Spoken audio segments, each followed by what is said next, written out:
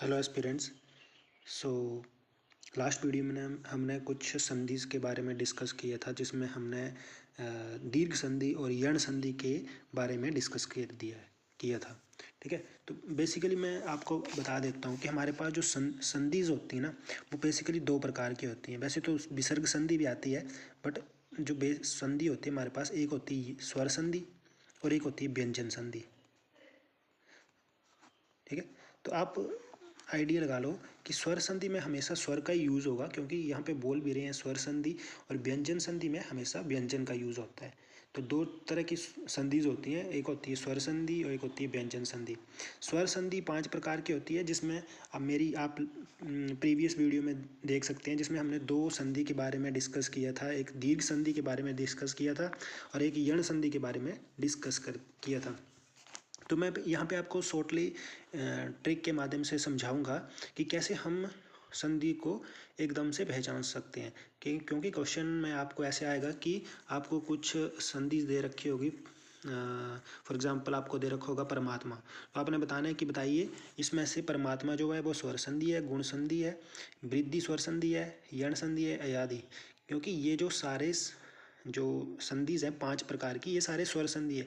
ये दीर्घ स्वर, उसके बाद दूसरे नंबर पर है गुण स्वर संधि, वृद्धि स्वर संधि, यण स्वर संधि, अयादि स्वर संधि। मतलब ये जो पांचों हैं ये स्वर संधि के ही एक प्रकार है। उसके बाद जो व्यंजन संधि वो अलग है, जिसमें हम व्यंजन का यूज़ करते हैं। अब पिछली वीडियो में मैंने डिस्कस किया था दीर्घ स्वर संधि के बारे में। तो जिसमें आपको पता है कि हमेशा स्वर आएगा बड़ा स्वर। ठीक है, ओ प्लस आ, ये ओ भी छोटा है, ओ भी छोटा ओ है, तो हमेशा आ ही आएगा।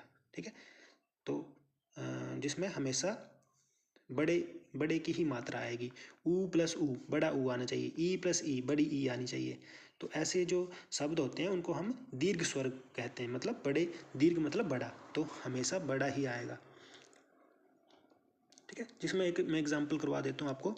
फॉर एग्जांपल यहाँ पे सतीश।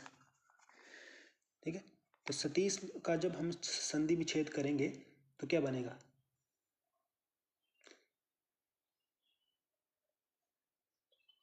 तो ये देखो सतीश का बनेगा सती।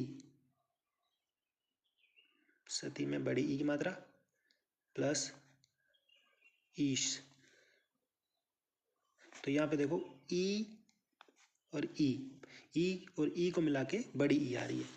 तो ऐसे जब स्वर आते हैं तो उनको हम बोलते हैं दीर्घ स्वर संधि। तो इसके बड़े सारे एग्जाम्पल हैं बुक में, जो मैं आपको लेटर ऑन करवाऊंगा।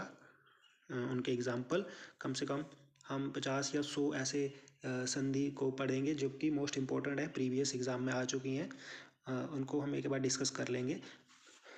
पहले इसके प्रकार को थोड़ा सा डिस्कस कर लेते हैं। तो ये आ गया हमारे पास दीर्घ स्वर, फिर गुण स्वर, वृद्धि स्वर, यण स्वर भी हमने पिछली वीडियो में डिस्कस कर लिया था, जिसमें कि हम इसमें भी स्वर ही आते हैं। जैसे ई प्लस ए को मिला के क्या बनेगा, मैंने बताया था ब। ठीक है, सॉरी ब नहीं, य। तो जब भी यो आए तो आपने याद रखना कि वो यण संधि ही होती है। ठीक है, अब ई प्लस ए को मिला के यो बन रहा है। ई प्लस आ को मिला के मैंने क्या बताया था, ई प्लस आ को मिला के हमारे पास बनता है या। तो यहाँ पे भी या आ रहा है, तो यो से आपने याद रखना है यण संधि। ठीक है, जिसमें मैंने बताया था अत्याचार, अत्याचार, अन्वय। ठीक है, क्योंकि ऊ प्लस ओ को मिला के ब बनता है, तो जिसमें अन्वय ब आए वो भी यण संधि होती है। उसके बाद डिस्कस कर लेते हैं वृद्धि संधि। तो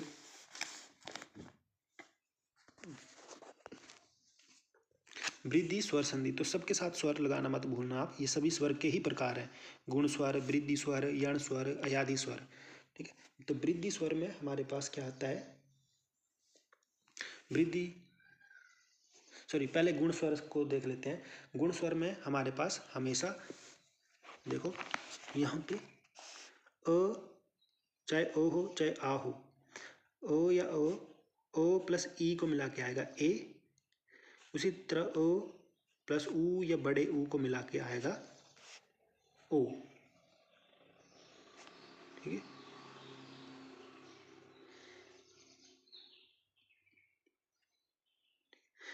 यहाँ से आपने कैसे याद रखना है, आ ई, तो ई के बाद क्या आता है ए, तो यहाँ से रखना आ प्लस ई को मिला के ए ही आएगा।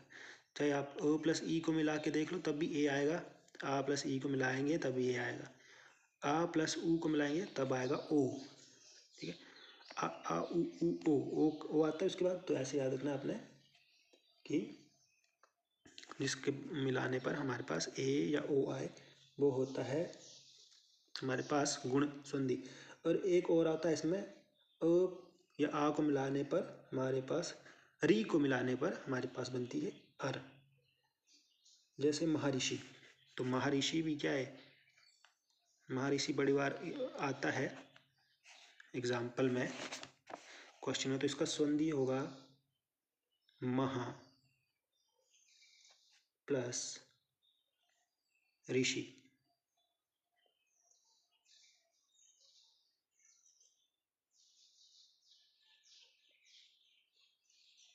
महा प्लस ऋषि। अब देखो ये जो संधि ये है, ये गुण स्वर संधि है। तो गुण स्वर संधि के महा में क्या आ रहा है, आ, मैंने बोला था पहले का लास्ट आ, और इसमें क्या आ रहा है री, आ प्लस री को मिला के बनता है हमारे पास अर, इकट्ठा होके अर बनता है, तो महर्षि ऐसे। ठीक है, तो ये थोड़े से जो इम्पोर्टेंट जो संधियाँ हैं वो आपको थोड़ी लर्न भी करनी पड़ेंगी। ठीक है, तो महर्षि याद रख लेना आप, ये होती है गुण संधि। ठीक है, बेसिकली तो यही आता है हमारे पास कि यहाँ पे ए बनेगा और यहाँ पे ओ बनेगा। इसका एग्जाम्पल भी विरोचित, विरोचित है। ठीक है, एक एग्जाम्पल इसका सूर्योदय, सूर्य प्लस उदय, तो ये भी किसका एग्जाम्पल है, गुण स्वर संधि का। उसके बाद आ जाओ वृद्धि संधि।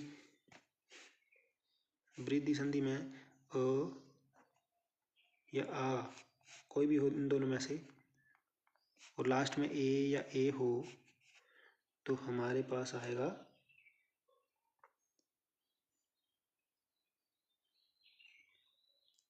ए, और वो भी बड़ा ए।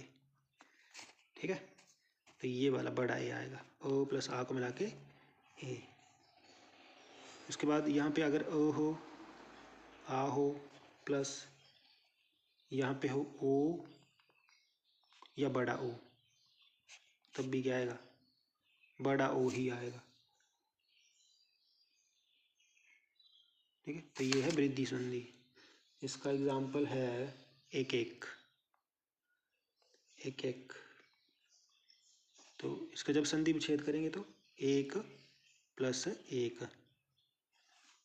तो यहाँ क्या आएगा, क किसकी स्वर आ रहा है, अ प्लस ए, अ प्लस ए क्या बनेगा, ए, बड़ा ए, तो बड़े ए की मात्रा आएगी एक एक।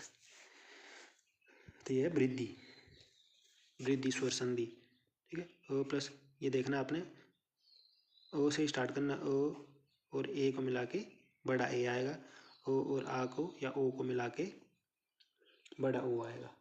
ठीक है, यहाँ छोटा ओ है, आ नहीं है, छोटा ओ और बड़ा ओ को मिला के हमेशा बड़ा आएगा। क्लियर, तो इसका एग्जाम्पल था एक एक। फिर एक और एग्जाम्पल है सदैव, सदैव, सदैव भी इसका एग्जाम्पल है वृद्धि स्वर संधि का। यण संधि को तो मैंने सिंपल आपको प्रीवियस वीडियो में भी डिस्कस किया था, जो डिटेल में दीर्घ स्वर और यण स्वर संधि का। तो मतलब आप देख लेना, य की आवाज़ आनी चाहिए, तो बेसिकली जब भी य की आवाज़ आए वो यण संधि ही होती है, और ब भी आए तब भी यण संधि होती है। ठीक है, जिसमें मैंने बताया था अ प्लस उ प्लस ओ को मिला के ब बनता है, तो वो यण संधि होती है। उसके बाद आ गई अयादि संधि। अयादि संधि आपकी इतनी इंपॉर्टेंट नहीं है, पर फिर भी देख लेते हैं हम। जिसमें भिन्न स्वर आता है, जैसे अयादि संधि में क्या होता है कि हमारे पास ए प्लस ओ को मिलाने पर आता है य,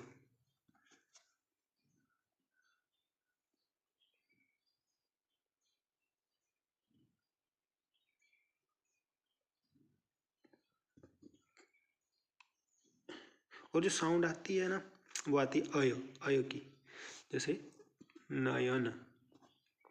ठीक है, नयन, आय की साउंड आती है तो वो होता है अयादि संधि। और एक और होती है नायक,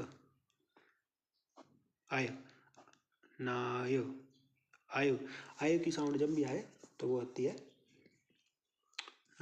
अयादि संधि। ठीक है। एक और इसका एग्जाम्पल है पवन। पवन में पो प्लस अन आता है आपके पास, पर यहाँ पे बड़े ओ की मात्रा नहीं, सॉरी छोटे की है। पो प्लस अन तो ये भी तो पवन।